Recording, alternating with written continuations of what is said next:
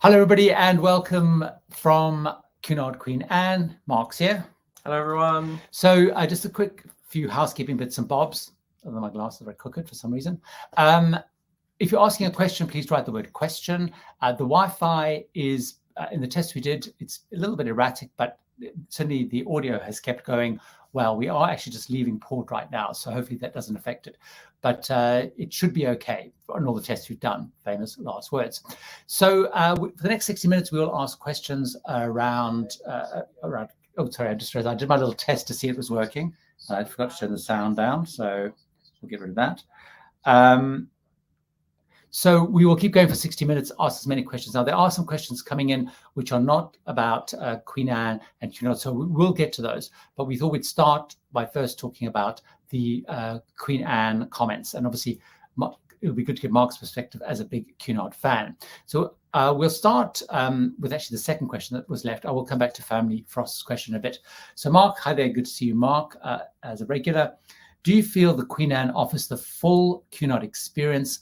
Are there any glaring differences compared to the service on their other ships? So maybe I'll start with Mark, your perspective on, are you getting the full Cunard experience and any big differences? I mean, I think you do get the full Cunard experience. I think it is, there is a Queen's room, there's the Golden Lion pub, there's there's kind of everything you would expect on a Cunard ship. Yes, it looks a bit different, the decor is a bit different, but everything that you would expect to be on a Cunard ship is on a Cunard ship, I think. I know we've had some comments about the Queen's room. It's a slightly different shape. It's not quite as big as some of the others. Apparently the floor is not a wooden floor. And I think if you're avid dancers, maybe that, that's something you don't like so much. But I think, certainly the itinerary, the daily itinerary is very Cunard. So I think that you would get the full Cunard experience. It just feels a bit different because it's a new ship. I think about the service perspective, I mean, one thing that's very interesting is there are a surprisingly, it would seem, large amount of crew who have either never worked on ships before, but certainly are new to Cunard. So I think one of the things that we were talking about is, maybe some of the things that particularly the diehard Cunarders are less keen on is that, the Cunard kind of culture, if you like, is still emerging, I think, on Queen Anne. So we've spoken to a lot of people that crew members who have never worked on a ship before. And interestingly, I think because they are recruiting many more people from South Africa, Zimbabwe, a lot of those people are new to cruise ships. I guess cruise, they've seen as a new way of kind of recruiting people. But I would agree with you. I think overall, the service, everyone we've spoken to, there was hiccups, as you know, in the maiden voyage. When we first got on board, there was hiccups. But I think most people, everyone we've spoken to have spoken about the crew. They're friendly, they're positive, and service. So I think you are, and I think you're right. The daily program is, sorry, got the horn going. If you pick that up, the daily program is exactly the same as you would expect. We'll talk maybe a little bit later about some of the changes and entertainment stuff. The only other thing I would say for a lot of diehard Cunarders is they've got to know the staff on other ships. We've been on quite a lot of Cunard ships, but over a long period of time, whereas we've talked to people who are like, Queen Victoria is my ship, everyone knows me on there, and then they come on here, and because there isn't a lot of crew that have come from one ship to another, no one knows them, and sometimes people don't like that fact. And I think it's maybe particularly relevant to this cruise because this is an ex-Southampton cruise, and so a lot of the people we've spoken to are Queen Victoria regulars because Queen Elizabeth is not based out of the UK for most of the year. It was in Australia, then it goes to Alaska. From this year, it's going to be the Caribbean and Alaska. So people aren't necessarily regulars on Queen Elizabeth. Obviously, Queen Mary 2 doing the transatlantics, people don't do this a lot. So a lot of people, because they go to Queen Victoria a lot, they are known. Yeah. People talk about, on Queen Victoria, they know this, on Queen Victoria, they know that. So I think you're right. But if you're like us, sort of jumping between the different ships over the years, it would feel the same. However, which probably comes to Peter's next question, is princess ships seem to all look the same inside. Is it the same with different Cunard ships? So, maybe, the Queen Anne looks inside. We have a slightly different perspective, I think. I think it looks very, very, very different. But so does Queen Elizabeth and Queen Victoria look the same, basically. Queen Mary is quite different. and this is very different. This is much more contemporary, much more modern, with a little hints of Art Deco color schemes. I think I feel it's. I mean, it is different, definitely. It's. I mean, it's partly different because it's brand new, and I guess the color palette I think is deliberately different. It's actually brighter, lighter, more creams, more greys, maybe less sort of the dark reds, etc. that are on some of the other ships.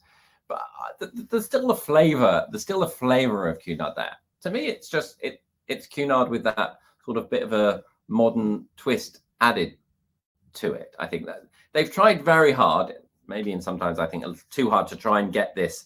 You're stepping back in time, but with this modern look, this kind of hint to Art Deco in some of the furnishings and decor. So they've tried to do that, but it's different. Yeah, I mean, a lot of people have said that, oh, it's very celebrity, but in reality, I think it's more around. It is much more modern than the other ships. And it's a new ship, so it's going to be modern. Yeah, but the decor is very different. So building on Peter's point, so Princess ships look the same inside. You're right; they will have that central atrium, everything around the atrium. The Cunard ships are very different. Partly, Queen Mary 2 is 100% different because it's a unique liner design. Completely different layout. All the key public rooms are in the center of the ship because that's, when you're doing the transatlantic, it needs to be in the center of the ship. Queen Elizabeth and Queen Mary are exactly the same layout. They're both Vista class ships, completely 100% the same layout.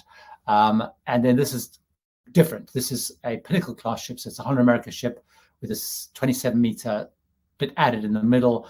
It's more flow like a traditional cruise ship. But it does have more of an atrium. So if people have ever been on a Pinnacle class ship, the atrium is quite small. Here it's bigger because it's a much bigger, more 3-level kind of atrium. So they do look different also in terms of layout. So just on a build on, there was a point that Grant made. And again, I've jumped a couple of questions, so don't worry, I will come back to your questions on river cruising. From Paul and Carol's Love Cruising first video, everything looks dark. So that's kind of surprising. Yeah. I put a video thing that seemed very light. I think the color palette is lighter than other Cunard ships. So I don't think stuff is dark. And I haven't seen the video because I guess they just released it. I haven't had a chance to look at that yet. Grant also asking, because that sort of follows on. We mentioned the Queen's Room, and they're all. I'll give you my perspective on the Queen's Room. The Queen's Room for me on other Cunard ships is like a wow. It's a spectacular venue. This one is a bit underwhelming in terms of the wow factor. It's pretty plain. It's not particularly well decorated. It's a very popular venue. At night, it's packed. They do 10-piece band, sometimes 12-piece band most nights. Last night, because they were using the musicians for some other things, they had for part of the day they had a smaller group. But it's packed, it's busy, but it lacks a wow factor. There's also probably not enough seats in there. In reality, so I suspect they will adjust that. They bring lots of temporary seating in.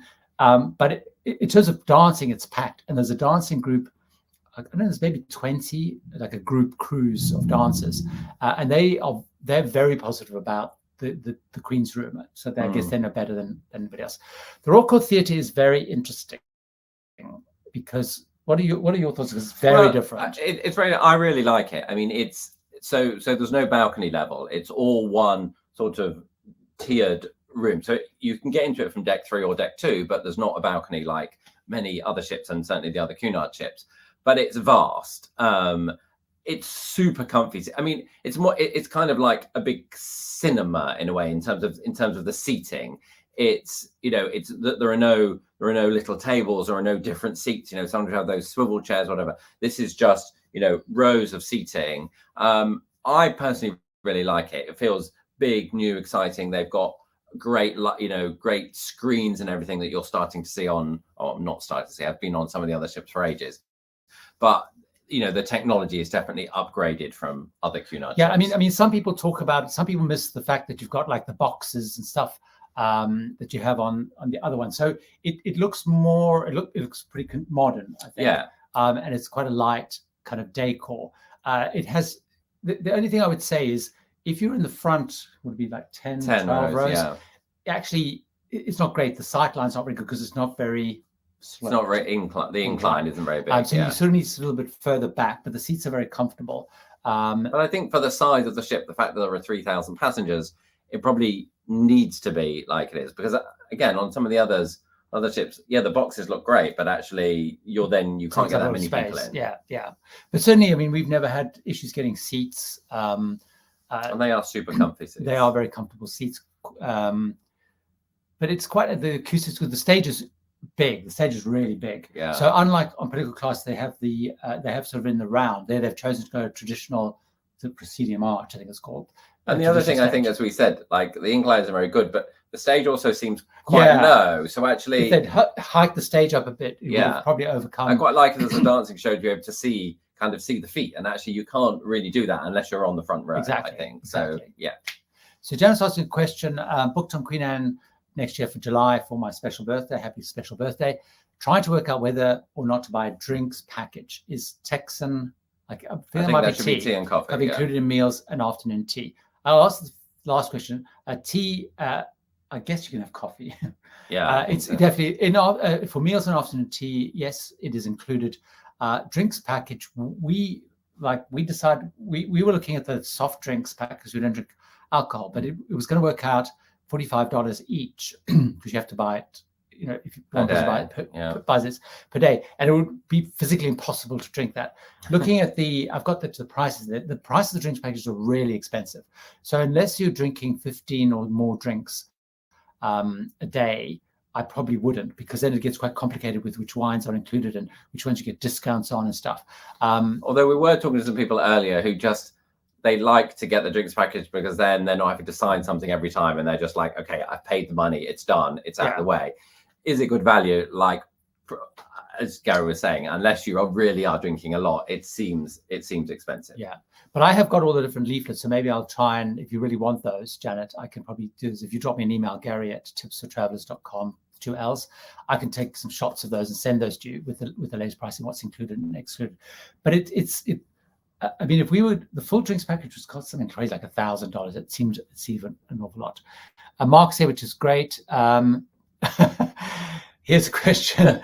So one of the innovations, one of the things maybe to talk about, because it leads into this next question. It's not quite the question that Barb's asking, but one of the things coming back to the traditional Cunard experience is there's not that many innovations on here that are different. So it's very familiar.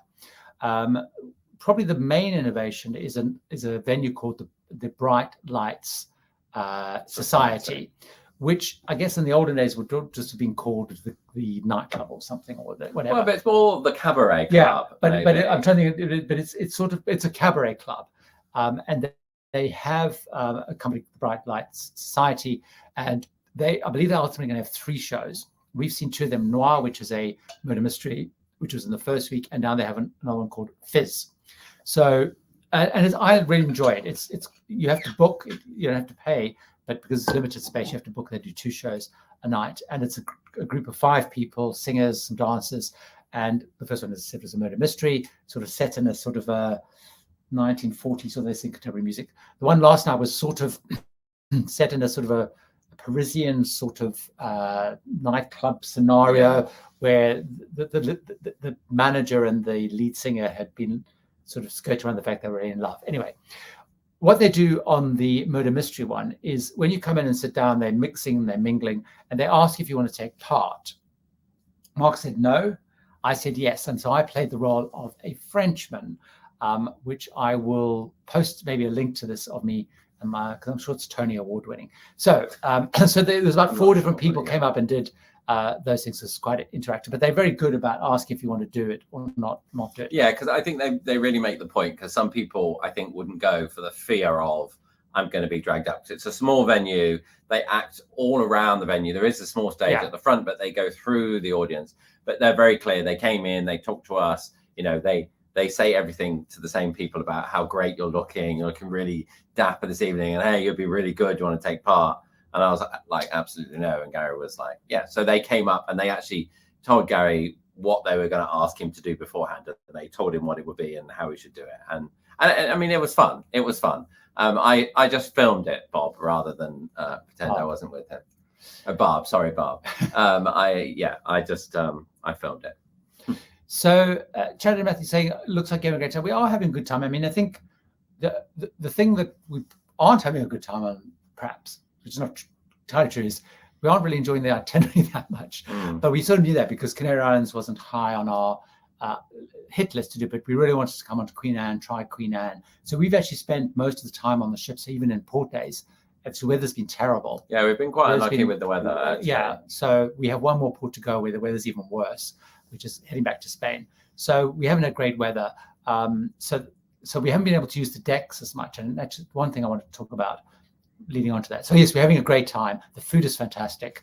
And they've got a couple of new shows, which have been quite good. They've had some interesting guest entertainers. There's a casino for me, which there's a casino which is quite small for quite the size small, of the ship. But actually there aren't. Again, I think it depends on the crowd that's on. There's a lot of British people on who maybe don't gamble quite as much as some others. So it's never. I play blackjack, and I can always get a place at the table. There's another table that they will open as well. So yeah. But what's interesting is I was saying to Mark, for the group cruise that I did in April was on Eurodam, which is about 1,000 passengers less than this, roughly. And the casino is probably 3 to 4 times bigger than this ship. So it's very much, I guess, geared for a more Brit kind of audience. But there's enough there. Yeah, there's enough there. Yeah. But they actually could do with more machines, actually. The slot machines are really busy. Yeah. Tables less so, I think. Just linked to the other thing I thought about is one of the things that's interesting about this ship. Obviously, it's a bigger ship. But it's designed clearly for cruising and warm weather cruising. There's a lot of deck space, loads of places, and lots of different hidden places on different decks. So I've found probably more of them than Mark's even seen. We've been exploring the ship together, but I've been going up filming and discovering all these little decks, and they're very nice, really comfortable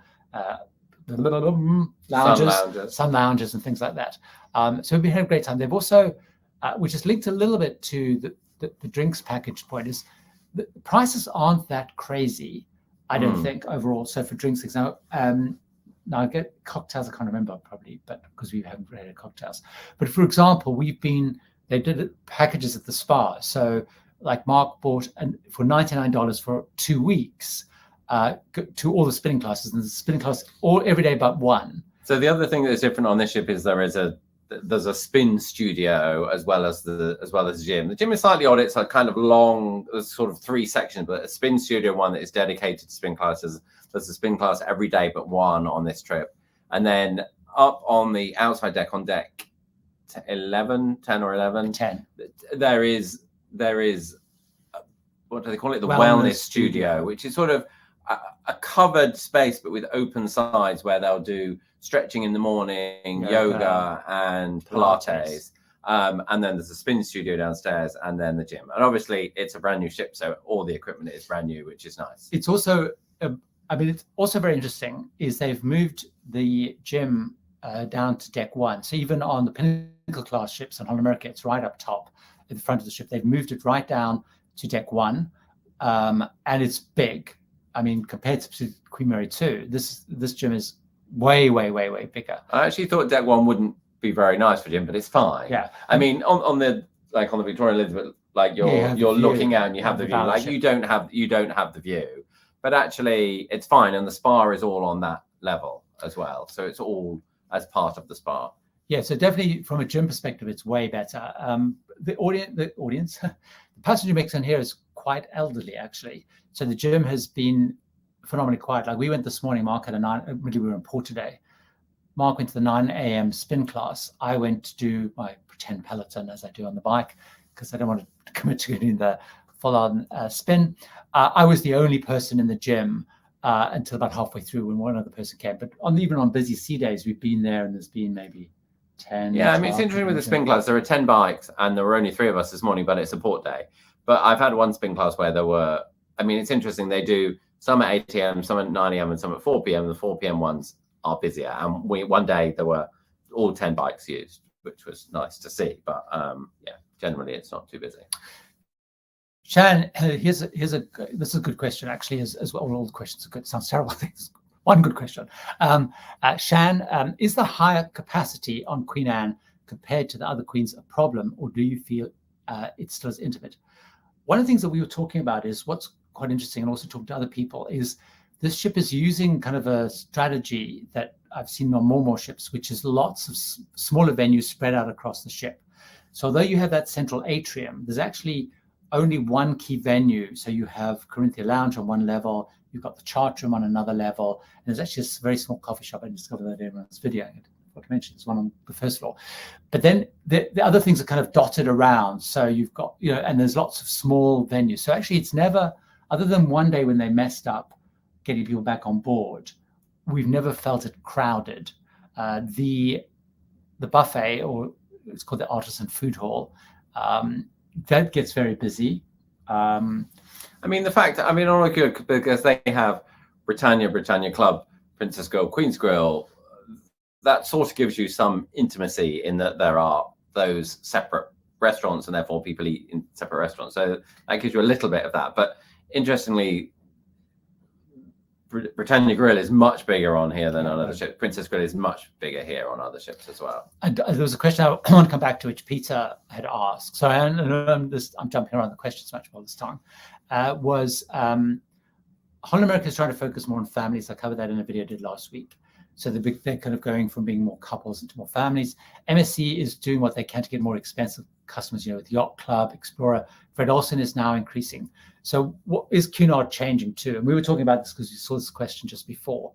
And one of the things that's very interesting about this ship is they have definitely leaned very heavily into Britannia Club, which is relatively small on other ships. But I guess this being a new build ship, they have really leaned into Britannia Club. The Britannia Club restaurant is enormous. So for those who don't know, the restaurant you eat in determines, the cabin you're in determines the restaurant you eat in.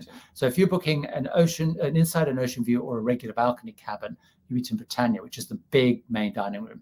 Then they have sort of a premium elevated balcony cabin, which is Britannia Club. They have their own restaurant, and it's enormous in there. So you have your own table, but it's anytime dining. Then you have Princess Grill, then you have Queen's Grill. So it's sort of like using an airline equivalent. Britannia is sort of economy. Britannia Club is like economy premium plus premium economy. Club is sort of Princess, and First is sort of Queen's Grill. So they've dramatically increased Club, and they've dramatically increased Princess Grill. So Princess Grill is also a very big restaurant. Queen's Grill, according to the waiters there, is about the same size as it is in terms of Queen Victoria, Queen Elizabeth. So as they've expanded the size of the ship, they've lent much more into that. So I think they are sort of shifting a little bit more premium, or the mix is being a little bit more premium, but it hasn't changed dramatically, I don't think, because you can still get an inexpensive, for £100, we're looking like on this ship, you could do this itinerary, like the next Canary Island, for about £100 a night. So that's about $120 a night in an inside cabin in Britannia per person. So it's pretty good. It's pretty good value. So you can still do that, and then you can do a Queen's Grill Q1 or something for like $1,200 a night. So it's like 10 times as much. Yeah, it's probably more than that, isn't it? Yeah. But you know what I mean? It's like so it's still spanning a very broad. I'm moving. Making me in the shade. Yeah, so as we're moving, the lights changing. Let me see if there's any more Queen Anne questions, then we might jump back to answer some of the other. Here we go. Daz, how would you describe the demographic on board Queen Anne, typical Cunard or not? So this is mostly a very, very typical classic Cunard group. But also, as I mentioned earlier, skewing older. So it's definitely the oldest crowd of Cunard. But so there's a big cohort of those. We've also met quite a few people who are trying Cunard for the first time. But I would say the vast bulk is diehard Cunard. And I would say, particularly in the grills, I would say it's definitely Aldi, and there are very few first-time Cunarders that we've come across. Whereas I think there are more in Britannia, maybe, who are trying the new ship. Yeah, it's interesting. Most of the people that we met so far, and it's just the people that we've met, so it's not representative, but a lot of them are celebrity. So I guess, with celebrity having been based out of the UK, there's been an ex-UK, but interesting, a lot of the celebrity people have come from Edge class ships, Edge, Apex, beyond. And their feedback is, whilst the ship is modern, it's almost like the whole mix is not modern enough compared to Celebrity. Yeah, so I think, Tony, we hopefully answered your question. We're on Queen Anne in 4 weeks' time, although unfortunately not in Queen's Grill. My question is whether the ship feels crowded as the ship is smaller than Queen Mary 2, but with more passengers. So I think we've probably answered that. I've never felt busy. So the only thing is that we came back from excursion and we queued for a ridiculous amount of time to get back on the ship because they hadn't sorted that out, and the process wasn't very good. But I think that's when you suddenly realise, oh, this is a much bigger ship actually, and have they quite worked out how to do it? But by the next day they'd sorted it. On the next day they'd sorted it, and it doesn't feel packed on the ship. Yeah. Right. So let's. I'm sure there may be some other Cunard questions I've missed, but let's go back, and I will answer some of the questions, but we will come back to Cunard questions. I'm sure there's a few more, because someone had asked a general Cunard question, which is they booked 3 Cunard cruises, first next month. In January 2026, we're doing an eastbound transatlantic flying from London. What will happen on the day we travel, the 8th of January? Thanks for all the videos. So I wasn't quite sure what you were asking, but I think you were asking around the process. So basically, you will normally be allocated, when you check in online, which you should do, you'll normally be allocated a check-in time. And a lot of that depends on which category you're in, whether you're, what level you are, et cetera, et cetera. So they'll sort of allocate you a time. However, they don't actually really monitor it much. But saying that, what we experienced this time, which we didn't when we did the last transatlantic, is they were definitely focusing like any pass that said priority boarding. So if you were platinum, diamond, definitely, or you were the grills or princess grills, they had one line with it you zoom through. So we actually got there earlier than our allocated time. We were due at 12:30. We got there at 11:45, I think. Yeah. And we just were straight through, checked in, and we boarded. So they opened check-in about 11 o'clock. But so once you get allocated time, don't stress too much about that. But they were holding people back who weren't priority, I guess, until maybe 12 or something. The advantage of getting there a little bit early, which is what I would encourage you to do, is you want to be able to get in and go to whatever your restaurant that you're due to eat in. So if you are in Britannia, particularly if you are, you're doing the fixed seating times, or you're in Britannia Club, or you're in Princess or Queen's Grill, try and be on board to go to lunch. And lunch closes at 2, I think, on embarkation day. So so it's a little bit later than it normally does. And the reason for that is to check your table.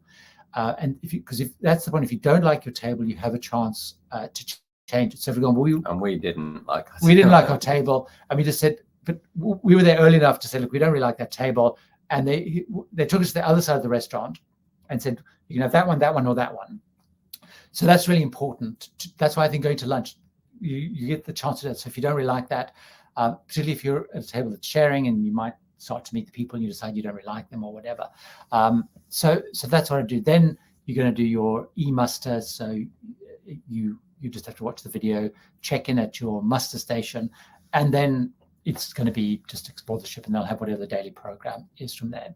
Hopefully that's anything else I've left out there. No. But the other thing you should do, by the way, is if it won't affect you, but that's when you can do things like check the spa deals, check the Wi-Fi deals. If you're coming on Queen Anne, then that's the first time you can actually book your Bright Light Society, because you can't do that. You can't do that before. They did seem to have a few offers, like spa offers, that were there for the first 2 days, and then I think disappeared. I mean, some have come back again, but they definitely do some offers. So we try and do our tour kind of as soon as we get on, go and have a look at the spa, have a look around. They'll show you around, do all that kind of thing. Yeah, it's good. Chris asking a question, are there, Chris, the regular, looking to book a Loire cruise? I love the Loire cruise. As far as I'm aware, Crossy is the only one that does it. I did believe at some point, Amber were looking at, because for the Loire, they need the paddle boat thing to drive it, because it's so shallow.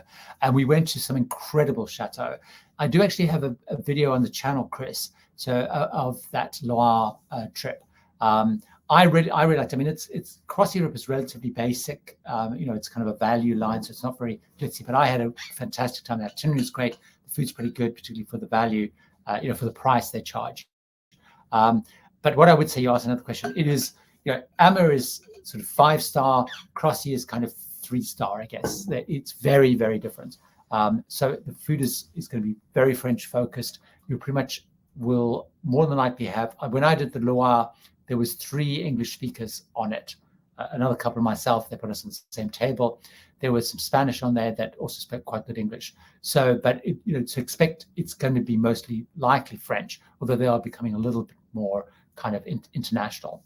But they are a very good value line, and that is a great, really great itinerary. 123 days to our next group cruise, which is very exciting. Let's have a look and make sure. I'll scan through. I'll look for a question. Drinks package, we've answered that question. So we're now seeing all the things. Midwest Cape, I don't have any river cruises coming up. I do need to get some in place. I really need to get back and do rivers, so I don't have any coming up. Lady Golf, interesting what you've said. We think we said that. I'll just show my Queen Anne water bottle. What is interesting on Queen Anne is they have water filling stations around the ship, which I've not seen on other Cunard. But unlike some lines, you have to buy the water bottle. Yes. So bringing a water bottle, I guess, is key. Buying one. Scruffy O, which is a cruise line you would never use again. Is there any that you've been on that you would never use again? No, I know there's some that you've been going on that I've said I don't want to go on. Yeah, true. But I don't think there's any I've been on that I would say I'd never go on again. The only cruise line that I went on that I really didn't like at all and said I would never go on again, but now their ships are more modern now, might do, was Costa. I had a terrible experience on Costa. I mean, I have been on MSC, I've been on Royal Caribbean. Those I would probably not rush back to unless I was covering them for the channel. And I think for you, like Disney would not be one that you would go back on for you. For me. But that's not to say it's a bad cruise line. And it's always difficult to answer this question because it's sort of like what I would do for me and what I would do for the channel. So I probably wouldn't go back. I wouldn't rush back into Royal Caribbean, MSC, Norwegian, not because they're not great lines for what they do, but they're just kind of not for me, if you like. And Disney would be the same as that. I'd certainly, what I would do if I went on Disney, I'd probably do a bit more watching Disney before I went on. Borrow some children to take with you as well. What? Borrow some children to take with you as well. Or some real die-hard Disney people who could explain to me. How would you rank the Cunard ships now that you've experienced the Queen Anne? I'll give you that challenge. Interesting. I mean, we've talked to a few people who always said, "Oh, what's your favorite ship?" Like the Victoria is my favorite ship, just because. I mean, partly because we did a 7-week trip on it, which was amazing, but also I love that the grills restaurants are up on deck 11. Amazing views. It's a nice size. Casino is good. Everything just feels nice. I mean, we did that, and then we went on the Elizabeth, which is, in effect the same ship in terms of layout, but it's obviously different decor and different crew. I didn't enjoy that quite as much. Now, I don't really know what the reason for that is. So Victoria is probably still my favorite. Like Queen Mary 2. I mean, the thing is, you've got Victoria and Elizabeth that are very similar. Queen Mary 2 is Queen Mary 2, and it's the liner, and it crosses the Atlantic, and it's amazing in that way. Queen Anne is just different because it's new and sparkly, and and it's a bit bigger. So I think we were talking earlier, and we were saying, if we probably wouldn't say when can we next go on the Queen Anne and look to where we want to go. However, if we were saying, I don't know, we want to go to the Caribbean in February, and we looked at and we wanted to go on Cunard, and actually Queen Anne was the ship that was doing it, then absolutely we would go on it. So if there was a choice, I would probably choose Victoria over Anne, but I still think it's a lovely ship. It's a very difficult question to answer, and I haven't answered it very well. What do you think? I mean, I think I'm going to bring up this next question because it's quite a good segue. See the world. I've never been on Cunard, but would like to try the Queen Mary. Should I consider Queen Anne? Does Queen Mary still reign supreme? My personal perspective, I mean, your perspective, is if you're going to go on Cunard and you think you might only go once, I would go on Queen Mary too. Yeah. Simply because, first of all, it's a flagship, and it still is a flagship even though Queen Anne's gone. It is a liner. There is no other liner in operation in the world today. And thirdly, it is completely unique and different. The layout doesn't make sense unless you understand it's designed for the transatlantic. It's a little bit dated because it's getting quite elderly now, and they've totted up, and the bathrooms are still really dated. But it is still the kind of iconic thing to do. So if you were going to go to Cunard and you want the ultimate Cunard experience, it would also be a transatlantic in reality. The Queen Anne, if you're saying I want to dip my toes into Cunard, but I want a contemporary modern ship, which is going to give you the Cunard program, Queen Anne. Queen Anne. Almost the Elizabeth and the Victoria. If you were going for one time, I would literally try iconic Cunard or new interpretation. I'm going to give my hands at it, or new interpretation of Cunard. I would do those. Those would be my just bet. Definitely. Yeah, I think that's good. So Bob and Holly here, they're currently on Aurora at the moment, which is the very first cruise ship that Mark ever went on. It was also the very cruise ship that I went on. Yeah, that's true. Was Aurora. So it's interesting sort of seeing that.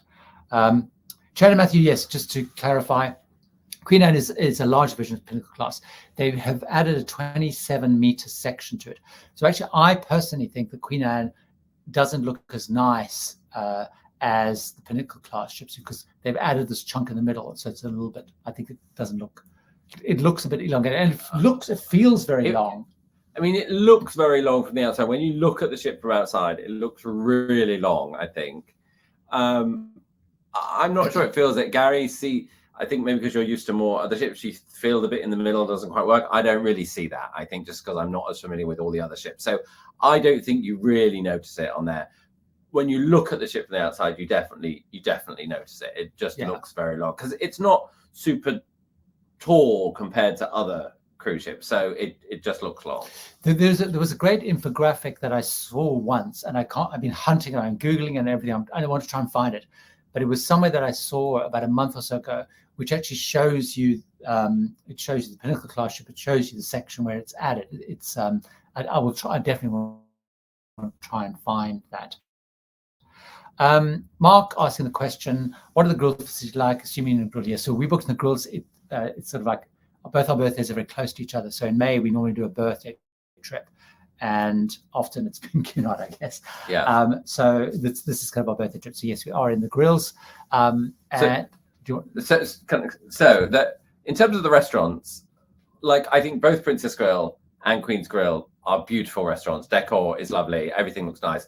They're slightly strange. Queen's Grill is slightly strange in that it's a very long, thin room. Princess Grill, because they made it bigger, is much deeper and actually feels less odd in a way than Queen's Grill. But actually, Queen's Grill just has that extra level of intimacy in that, it's smaller and you kind of get a bit more attention, I think.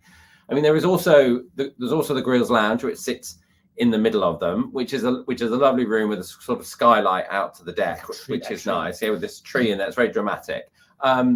Again, someone else commented to us today, compared to the Victoria, which has doors you can go out onto the deck. You don't have that from the Grills Lounge. It's all inside. You can't see the ocean from in the lounge. But then you have the Grills deck on deck 11 above there, and I really like it. Like it is like it's close to the funnel, so it's a little noisy with that. But it's a huge deck. It's got two really big kind of hot tubs, loads of sun loungers, like not worrying, am I going to get one? There's going to be one there, and really comfortable sun loungers and chairs. So I really like that deck, and it feels special being up there, I think.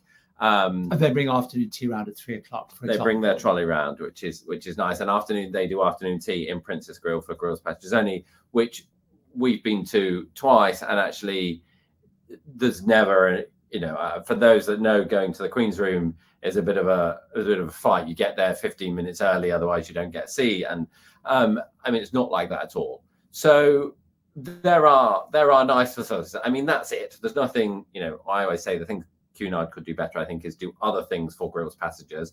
But in terms of facilities, that's what they are, and they're all nice, I think. The Queen's Grill restaurant does take a little bit of getting used to because of the shape. It is slightly odd, but we like it and we've got used to it. Yeah, because basically, nice. If you in terms of the deck, Queen's Grill restaurant is like the Queen's Grill restaurant and the lounge effectively take up half a deck, and then the Princess Grill is the other half, if you like. So it's dramatically bigger. The Princess, so just is a bit more open. Yeah, and it's kind of very long and thin, and there's bench seating, which we quite like, but a lot of people necessarily don't like. Yeah. So, and what we're saying, there's probably a higher number of less good tables, if you like, particularly if you know, because at either end there are some sort of bits that it's not quite a bone shape, but almost there are two bits at the end, and there are some not very nice tables in there, which one we were offered when we went in and suggested we may not like another one.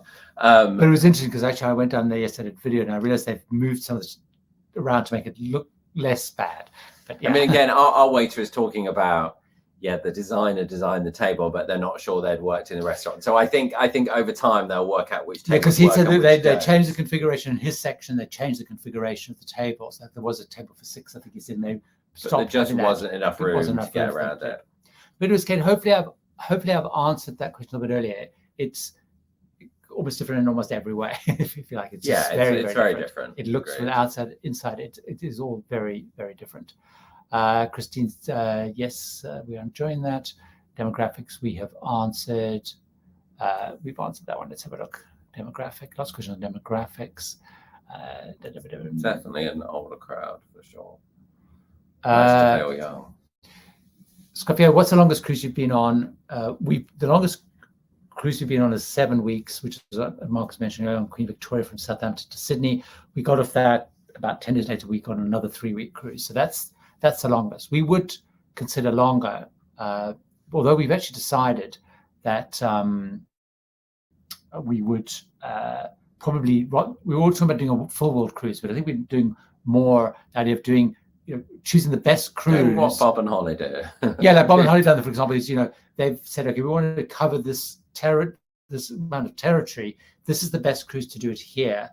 Cruise line to do it. We will then go onto that cruise line because that has a better itinerary and sort of do a bit more like that. So the actual continuous period may be months, but not necessarily all on one. But what we did was we did half of the Cunard, half of the Queen Victoria World Cruise, and I was nervous it was a long time, but actually I could have stayed on there for the whole World Cruise and would have been perfectly happy. Yeah. So yeah. So just Eric asked a question: is the Queen Anne set up for wheelchair users? Yes. Definitely. In fact, there are a fairly large number of people in wheelchairs and mobility scooters, more wheelchairs. We've met some people. We actually went to look at one of the cabins where they've got a lot of the, which is a regular cabin. It's actually not an accessibility cabin, but it has been adapted. They, with different equipment from Mobility at Sea being brought on board. Just along the corridor from us, we see it often when it's being cleaned as there's an accessibility cabin there. There are accessibility cabins at all grades. I guess the key thing, I know Sarah's here always mentions, is they go quickly, so you need to be on the ball. But everything is accessibility. So they have, like in the theatre, they have those areas. And what's quite good, actually, I've noticed, they actually have people monitoring to make sure until the show starts that those spaces are kept for people coming in wheelchairs. Where sometimes they just do an announcement and keep them free. But it's very accessible. The one challenging thing has been in some of the ports. That's why I think that itinerary is important. Is in some of the ports, the gangway was pretty steep, and they literally had to kind of carry people down. So like when we were in Madeira, I think it was the beginning of Madeira. Yeah, they literally they would stop the people coming on, and they would have some guys allocated that would help the wheelchairs down. Today was much easier because in Tenerife there was kind of gangways connected to the ship, but they seem pretty good. And Cunard are very used to it. So they have, for example, they installed, in fact, when we were on the ship, because it wasn't there from the they've installed the what's called the hoist. Sorry, I'm reading the next question. I got slightly carried away. They were the hoist and stuff for the Paul and Carol. Well, now I've actually been approached already. My people are on the case, but they're worried that I'm probably a little bit too convincing as a Frenchman to play that role, unfortunately, Paul and Carol. It's something like that, they said, anyway. If they made it up, David, would you consider it after? No, didn't say something like that. No, I'm saying they said you were too convincing. I said something like that. I'm not sure it's quite what. So yes, I'm open to any offers, definitely. Hopefully, Paula, we've answered this. My personal view would be no, because it is and because we spoke to a lot of people who like Celebrity, they've been on Edge, they've been on Apex, they're on different people, and all of them were like, we like the ship, it's kind of modern enough, but actually But it's the itinerary, isn't it, that they're saying? No. It was about the program is because it's a Cunard program. Like we said, Sorry, that's what I mean. I mean the daily. Oh, schedule. you mean the itinerary? You said itinerary. You mean the daily program. Yeah. It's not. It's sort of the ship's modern, but it's not as modern as Edge class ships. The entertainment is not of that scale. So I depending on what you like, whether it's the ship is similar, right? No, the ship's not similar. The ship's not similar. No, I think Cunard is an alternative to Edge class ships. I think I'd be interested if Paul and Carol agree. I would, if someone said to me, I absolutely love Edge class ship, I would not steer them towards Cunard. I wouldn't. It's not the same, both in terms of the decor, the daily program, the people on board. It's very different. Since I haven't cruised Cunard, should I do another to step up to Cunard? I know you're enjoying. I enjoy Hal and Oceania. What to try next? Let's think. So, likes Hal. If you like Honda America, Marilyn, I think you would like Cunard actually, because particularly if you like the sort of the more traditional aspects of Honda America. So, and particularly if you do like ballroom dancing, or you like kind of that kind of big band music. So whilst they don't have like a big music walk set up, they do have that big band. They have a little bit more classical music, not a lot, with the string quartet. But I think it would be a good thing to try. Because maybe Victoria and Elizabeth more. And particularly if Victoria and Elizabeth would, because actually they're Vista class ships, which so things like New Amsterdam and stuff are Vista class ships. So also the ship would feel more familiar as well. Queen of Cunard, I'm guessing. As a Dark Cunard myself, I would like to know: do you prefer the more traditional style of the other ships or the new, more modern? I think we probably answered that. And I think it's difficult to say which you prefer, because it's just different, isn't it? It's just. I quite like both in different ways. Like, this is lovely. Everything's new and sparkly and nice, and that's great.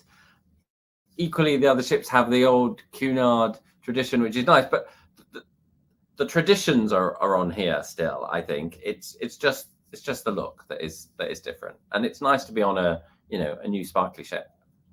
But yeah, if what you like is put on it, if you like the program, and you like the dancing, you like the inside lectures, the bridge classes, the watercolor painting, all that stuff, Golden Line Pub, the trivia, it's all here. Yeah. It's all here.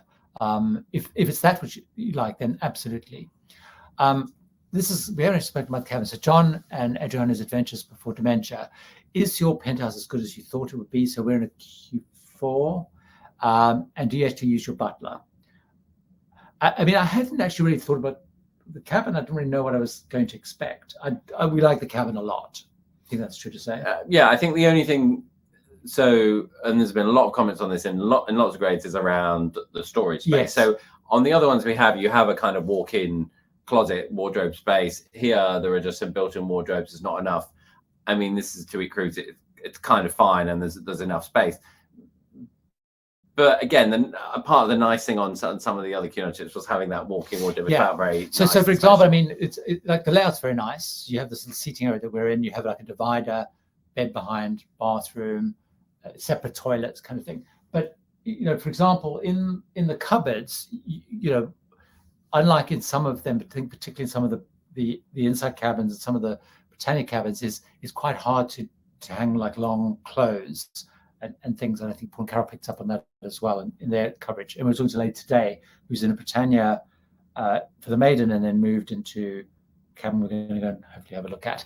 And she was talking about they had some issues with that. But for example, like, there aren't enough. So you've got the cupboards over there, but when you want your underwear and your socks and your shorts and stuff, they have to be on the other side of the cabin, because they haven't really, there's no drawers and things in there. So And they separate the kind of bedroom area and the living room area with kind of a middle unit that has a TV on each side, so you can watch TV sat where we are now on the sofa in front of us. That you walk around either side to it, and then there's another TV on the other side. I mean, it's quite nice. It doesn't separate across the two rooms. Some of them on Victoria, I think, it has a curtain. Yeah, for but example. so for example, this is a sofa bed. So a lot of people book these because they're sharing whatever. But like in the others, you would have curtains to divide the space, so it would be a bit more private. Here, so. But I think overall the cabin, I like the decor. It's a really nice big balcony, and it's got kind of chairs with footrests that you can sit out on out there, which is it's a nice deep balcony, which I really like. So in terms of the butler, it's very interesting. Like we probably never really know how to use the butler, even though we've done it a few times. Interestingly, they have a card when we came in which says the name of the butler and the name of the cabin steward. On the back of that, it lists all the things the butler can do, which is interesting. But in reality, we use the butler because within this you get your mini bar restocked with waters and stuff. So we basically leave him a message saying, please can we have more fruit, please can we have more water, please can we have more decaf coffee, things using the coffee machine. So he's not particularly proactive, but he's one of the examples of he is completely new to cruise ships and completely new to the role. So we feel we're probably helping him a bit. So we don't use all the things like unpacking, packing, that sort of stuff. We don't host cocktail parties or anything like that. So we use him, but to be honest with you, like if we just had a cabin steward, we would leave them. If you were in a Neptune suite on Holland America, the cabin steward would do most of that stuff for you. So because you get some things included, so on other, the cabin steward would be able to do that. So it's always really hard. I mean, he brings around canapes and whatever, but we didn't use him to make any reservations. Some you can do on the app. Well, when we say app, it's a web page kind of thing, but you can book dining, cancel dining, you can book the Bright Lights Society. So that's stuff we've just done on the app. So we haven't really used him to be honest. This is always an interesting one because I always wrestle with this. So the question is, would you consider Queen's Grill to be on par with Regent Seven Seas in terms of quality and experience?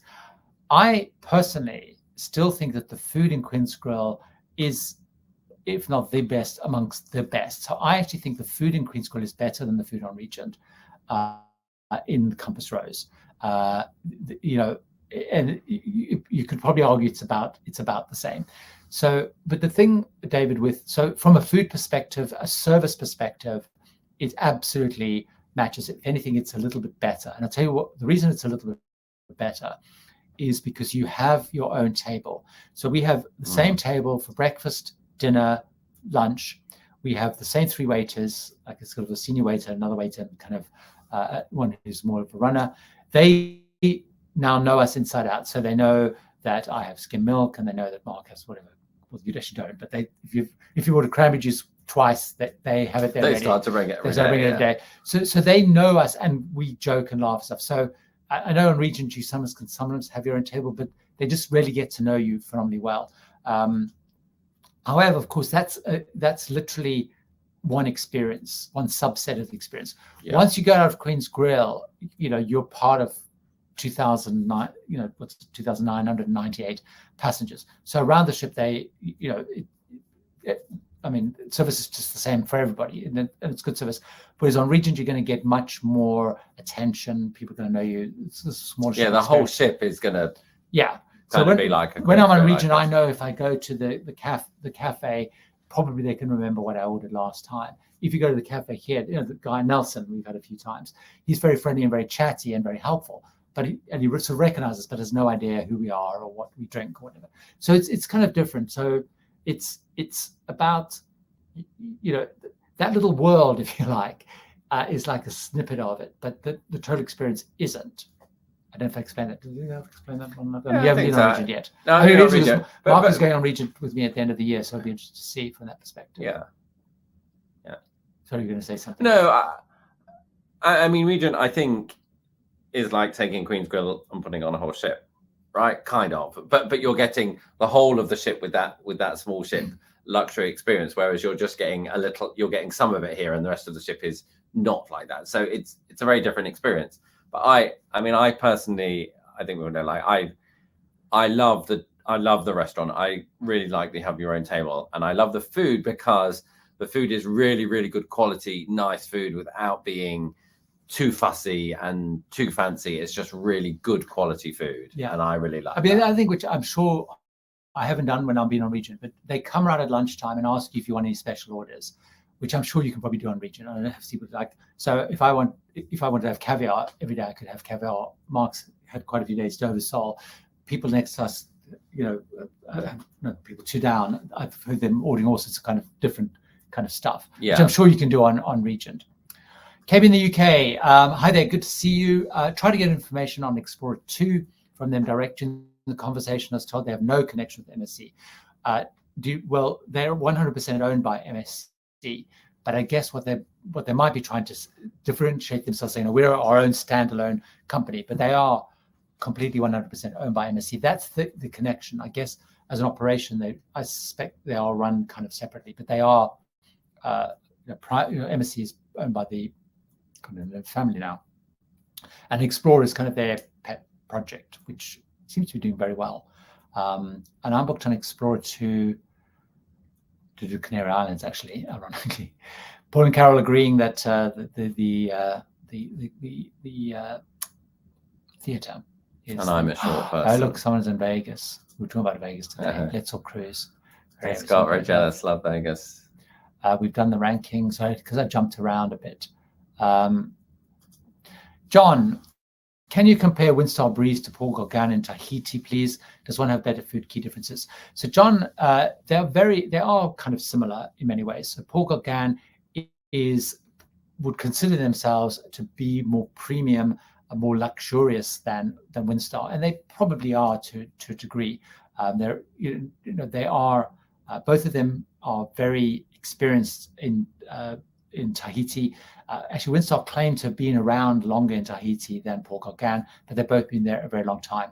So Paul Gauguin is the whole ethos, and although it's owned by Cunard now, is very much rooted in Tahiti. So in some ways it feels a more authentic experience. Whereas Windstar obviously is Windstar, and they bring their kind of Windstar more American experience. So I have been on their Windstar ships, but not in Tahiti. So, but comparing the food, I would definitely say the food in Paul Gauguin is better, but the food in Windstar is good as well. So it's a slight difference. I haven't been on Windstar, but I absolutely love Paul Gauguin. I think Paul Gauguin is fantastic. I mean, Windstar is definitely a much more cost-effective way of doing it. They're both small ships. They can both go to all the same places that other ships can't go to.